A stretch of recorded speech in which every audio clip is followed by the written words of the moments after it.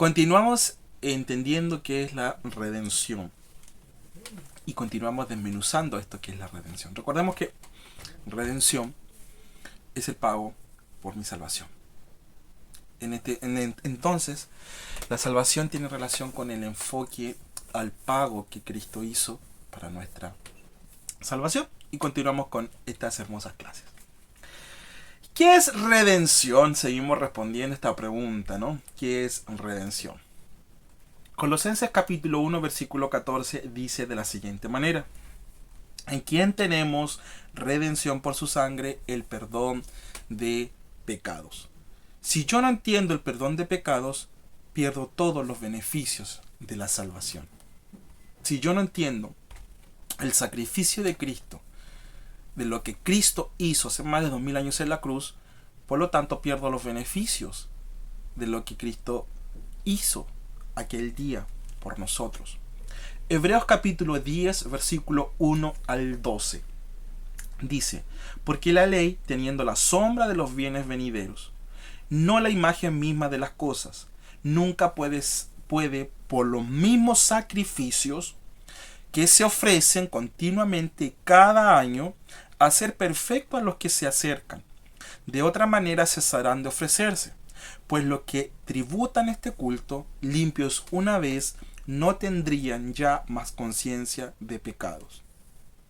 Ningún sacrificio de corderos, ningún sacrificio que podíamos nosotros presentar antes de que Cristo viniese, podía nosotros limpiarnos por completo de nuestras malas obras, sino que solamente por medio de Cristo Jesús, Señor nuestro, el día de hoy tenemos ese libre acceso ante Dios y ese libre perdón de pecados, y fuimos limpios una vez y para siempre. Solo por medio de Cristo Jesús tenemos la llave de la redención con Dios, la llave también de la relación con Dios. Romanos capítulo 6, versículos 20 al 22 dice así: porque cuando eras esclavo del pecado, eras libre acerca de la justicia. Pero ¿qué fruto teníais de aquellas cosas en las cuales ahora os avergonzáis? Porque el fin de ellas es muerte. Mas ahora que habéis sido libertados del pecado y hechos siervos de Dios, tenéis vuestro fruto de la santificación y como fin la vida eterna. Entonces, damos gracias al Señor porque primero que todo nos libró del pecado. Nos libró de la autoridad y el poder que el pecado podía tener sobre nosotros. Y el día de hoy, como fruto, tenemos la santificación. Y esto es lo que nosotros hemos venido conversando desde ya el principio de estas clases, ¿no? De que la santificación es fruto y no raíz del evangelio o de mi relación con Dios. Entonces, como fruto tenemos la santificación y como fin la vida eterna. Porque recordemos que ningún pecador puede llegar al cielo, ningún pecador puede estar en el cielo, porque es impuro. Iría en contra todo lo que Dios tiene en el cielo. Por eso que Dios envió a su Hijo a morir por nosotros, para santificarnos, para limpiarnos y purificarnos una vez y para siempre. Y de esta manera hoy podemos obtener la vida eterna, porque nuestra nueva naturaleza fue totalmente transformada y cambiada. Esto es evangelio.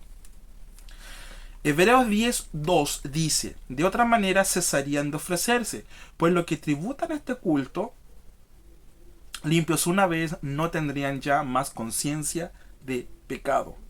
Nuestra falta de conocimiento es la que está limitando la operatividad constante y continua de Dios. Sí, y aquí yo lo quiero dejar bien en claro.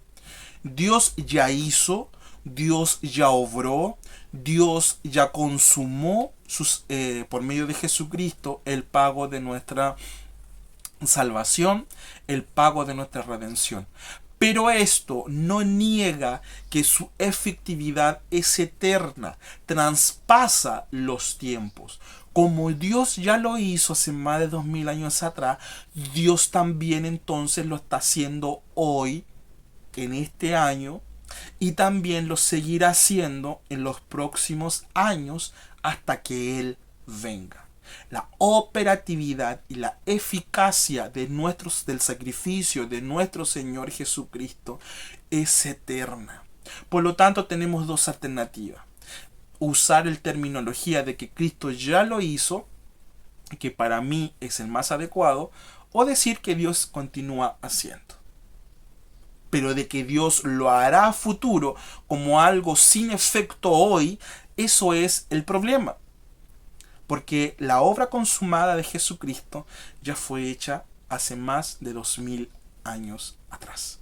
Entonces, como Dios ya lo hizo hace más de 2000 años atrás, continúa hoy haciéndolo, porque el día de hoy continuamos experimentando el sacrificio de Cristo. Pero esto no quiere decir de que Dios es el que está haciendo hoy en el ejercicio, sino que más bien al yo creer hoy en Cristo Jesús, tomo de lo que Cristo hizo hace más de 2000 años atrás y lo aplico a mi vida, y hoy tiene efecto hoy para este año, para este siglo y también para los siglos venideros hasta que Él venga por nosotros.